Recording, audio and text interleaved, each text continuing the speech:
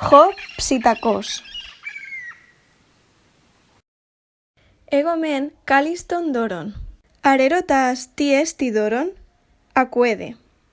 Ξένος μεν γάρ της φέρον, ενοικίσκο, θαυμασιότατον, ορνήθιον, έλθε, προ, τρίον χούμερον.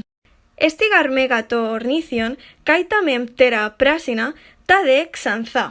Έχει δε ρούχιον, μέγα καί καμπύλων. Έχει δε καί μεγάλεν, τεν φωνέν καί ανθρωπίνεν. Λαλέει γαρ το ορνήθιον, χος άνθρωπος. Χο δε ξένος ελέγε, το ορνήθιον εινάι ψητακόν.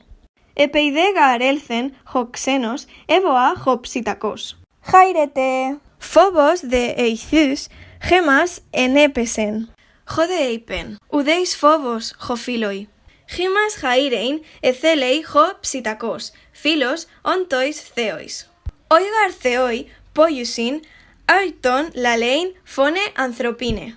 Καί χο Φίλιππος θαυματζόου, είπε, τι δε εστι τούτο, χο ξένε.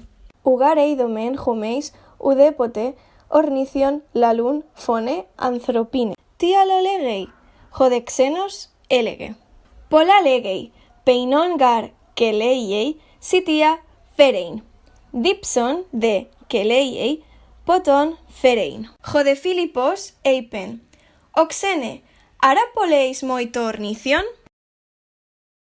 Χο δε έλεγε, μάλαγε 10 δράχμων. Χωούν ξένος, τας 10 δράχμας έλαβε καί απέλθεν.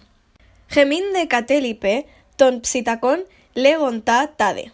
Ο κατάρατε ποι φεϊγέ, καρίον, καρίον, καρίον, πεϊνώ, πεϊνώ, διψώ, διψώ. Φέρε μόι καρίον, φέρε μόι όινον, φέι του καταράτου, άπαγε, άπαγε.